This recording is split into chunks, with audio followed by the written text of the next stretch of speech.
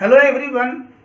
Today I came with a new video to solve the general problem of the students who have obtained MA degree. आप लोग में जो MA की degree प्राप्त कर लेते हैं तो MA डिग्री प्राप्त करने के बाद सबसे पहला प्रॉब्लम आपके आगे क्या अपीयर होता है, कौन सी समस्या आपके सामने आती है? To solve the problem of food, रोटी दाल का उपाय कैसे करें, दो पैसा अर्निंग कैसे करें, कैसे कमाएं, यही समस्या सबसे पहले सामने आती है। और इस समस्या को लेकर के सभी MA पास MA डिग्री होल्डर्स यह सोचते हैं कि MA के बाद पहले क्या करना सही रहेगा। तो हालांकि सलाह तो है कि MA के पहले यार नेट करो, नेट करने के बाद असिस्टेंट प्रोफेसर बन जाओ, लेकिन प्रश्न यहाँ नेट का नहीं है। नेट कर भी लेते हैं तो MPhil करें या PhD करें। MPhil और PhD में बड़ा कन्फ्यूजन रहता है लोगों के बीच में, और आप लोगों के बीच से बड़ा प्रश्न आता है व्हाट्सएप के माध्यम से या फ़ोन के माध्यम से या भिन्न भिन्न माध्यम से मेरे पास आते रहते हैं। तो मैंने सोचा कि आपके प्रश्न को एक ही वीडियो के माध्यम से सॉल्व कर दें ताकि पूरा जवाब आपको मिले, और फिर आप भी सोचें। यह जवाब तब तक पूर्ण नहीं होगा जब तक कि आपकी अपना विचार उसमें शामिल नहीं होगा। आपका विचार क्या है? एक तरफ आपका MPhil है, दूसरा PhD है, और तीसरी बात है वह आपकी आवश्यकता है, और चौथा आपका उड़ान है कि MPhil के सहारे उड़ान भरें या PhD के सहारे उड़ान भरें। पहले MPhil कर लें कि पहले PhD कर लें, यह सोचना, इसका आंसर निकालना, इस अंतर्द्वंद को, मानसिक अंतर्द्वंद को सुलझाना, सॉल्व करना एक समस्या के रूप में खड़ी हो जाती है आपके सामने। और इस समस्या को लेकर के आप 10 जगह प्रश्न भी करते हैं, व्याकुल भी रहते हैं। तो यह समस्या तभी सॉल्व होगी जब आप दोनों के गुण दोष, दोनों के विशेषताओं के बारे में जानकारी रखेंगे। तो वही विशेषताओं की जानकारी इस वीडियो में आपको पूरा हम देने जा रहे हैं, ताकि आप अपनी समस्या, कौन सा कि पहले MPhil करें कि पहले PhD करें, इस समस्या को सुलझाने में आपको आसानी हो सके। तो देखिए, MA डिग्री प्राप्त करने के बाद MPhil भी किया जाता है, PhD भी किया जाता है।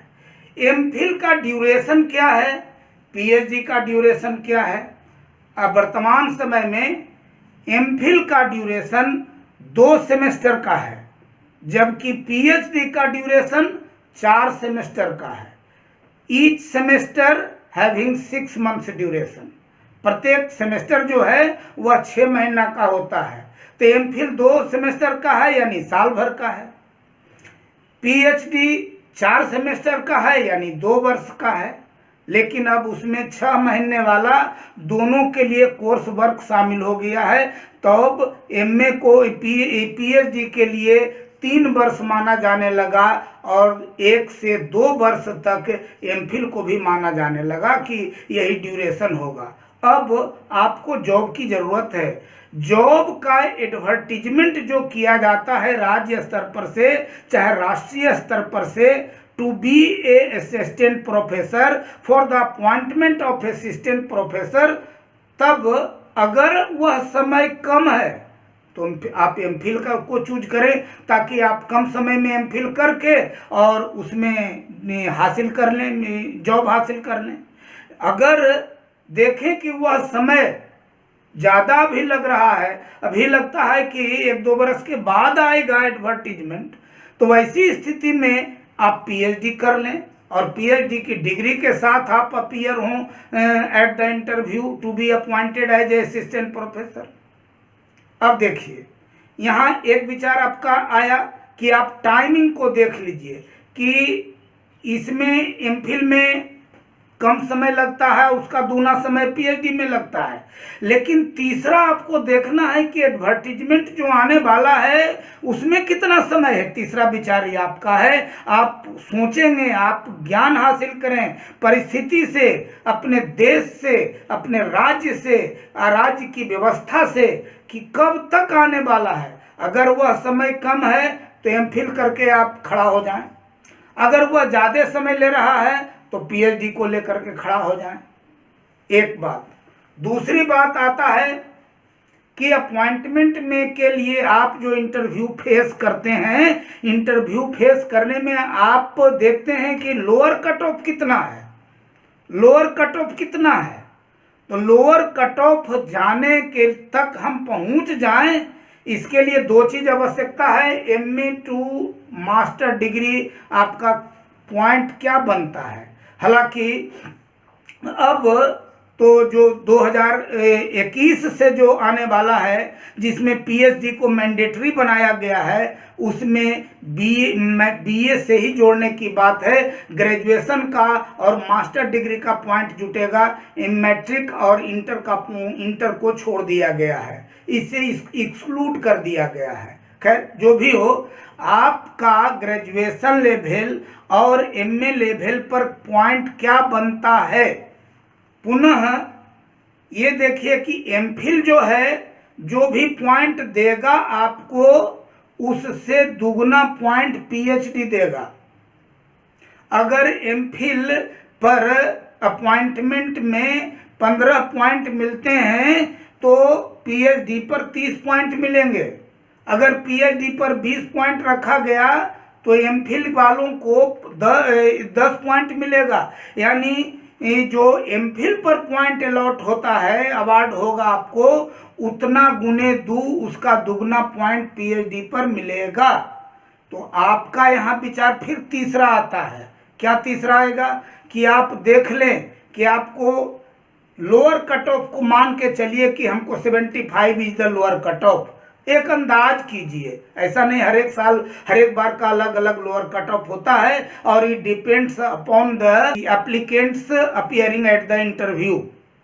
उसमें जो अपियर कैंडिडेट हो रहे हैं उसके पॉइंट्स कितने हैं आ रहे हैं, उस पर निर्भर करता है। इसको आप हम मिलकर के डिसाइड नहीं कर सकते हैं कि this is the lower cut off. एक अंदाज कर लेते हैं कि 75 या 80 जो पिछले ट्रेंड है, उसके आधार पर हमको डिसाइड करना पड़ता है कि हमको अधिक पॉइंट की ज़रूरत है या कम ही पॉइंट रखेंगे तो काम चल जाएगा। वैसी स्थिति में अगर कम पॉइंट तक हमको मिलता है तब भी हम 75-80 पूरा कर लेते हैं। यानी कहने का मतलब नीचे का रिकॉर्ड, नीचे का हमको अच्छा पॉइंट मिल रहा है तो एमफिल करके आप रन में उतर जाएं। और अगर देखें कि नीचे का पॉइंट हमारा लो जा रहा है तो प्रयास करें कि जल्दी सा मिनिमम जो ड्यूरेशन अलॉटेड है उसमें पीएचडी करके आप निकल जाएं और तब खड़ा हो जाएं। वैसी स्थिति में आपको पकड़ना पड़ता है कि लोअर कट ऑफ को हम पहुंच जाएं, लोअर कट ऑफ को हम पूरा कर लें, तब I will be selected, I will be appointed as assistant professor. Main बिंदु यही है कि और इस बीच आपके अनेक डायमेंशंस ऑफ जॉब मिलते हैं, उस डायमेंशन को भी आप देखते रहें, आप पूरा करें। और इस तरह से टाइमिंग प्लस आप अपनी आवश्यकता पॉइंट की कम है या ज़्यादा, इसको तौलते हुए आपको यह निर्धारित करना पड़ता है कि हम नीचे लेवल पर जो एमए की डिग्री के साथ ग्राउंड लेवल पर हैं, और I have to fly to sky with to take a job to get a job, उस आसमान की ऊंचाई तक उड़ने के लिए हम एमफिल के साथ उड़ान भरें या पीएचडी के साथ उड़ान भर लें, यह अंतिम विचार आपका होगा। दोनों की विशेषताएं हमने बताया। और तीसरी बात यह भी है कि जब आप you have already been appointed as an assistant professor, आप अपॉइंट हो चुके हैं, और दूसरा टू बी अपॉइंटेड एक होना चाहता है। इन दोनों में भी अंतर आता है। जो अपॉइंटमेंट, जिनका अपॉइंटमेंट हो गया है उसको प्रमोशन की आवश्यकता है, तो आप अपना नियम पढ़ लें कि कैरियर एडवांसमेंट स्कीम के तहत जो प्रमोशन अभी दिए जा रहे हैं उसमें कहता है कि if you have been appointed as an assistant professor you have to obtain doctoral degree within a period of 4 years. 4 वर्ष के अंदर आपको पीएचडी की डिग्री प्राप्त कर लेना है। ओनली देन, केवल तभी you will be promoted to the post of assistant professor in senior scale. तब आपका वेतन भी बढ़ेगा और एक लेवल की ऊंचाई आप उड़ान भर सकेंगे assistant professor as senior scale. लेकिन अगर within a period of 4 years, 4 वर्ष की अवधि में आपका पीएचडी पूरा नहीं होता है, तब 4 वर्ष में जो आपको पहला प्रमोशन मिलने वाला है सीनियर स्केल, वह आपको डिले हो जाएगा। वैसी स्थिति में आपको चयन कर लेना है कि अगर हमको पीएचडी की डिग्री होता तो अब हम हो पाते, अन्यथा जल्दी अगर 5 वर्ष लग जाता है तो आपका वह प्रमोशन 5 वर्ष में मिलेगा। अगर 4 वर्ष के अंदर हो जाता तो 4 वर्ष में मिल जाता।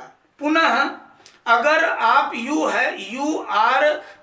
Have obtained PhD degree then appointed as an assistant professor, आपको पीएचडी की डिग्री है और तब अपॉइंटेड हुए हैं एज एन असिस्टेंट प्रोफेसर। वैसी स्थिति में आपको 4 इंक्रीमेंट वेतन में पहले से मिलेगा, फाइनेंशियल एडवांटेज आपको मिलेगा। लेकिन पीएचडी आप नहीं हैं, नेट के माध्यम से नेट करके और अपॉइंट हो गए हैं, तो ऐसी स्थिति में आपका वेतन 4 इंक्रीमेंट के बिना मिलेगा।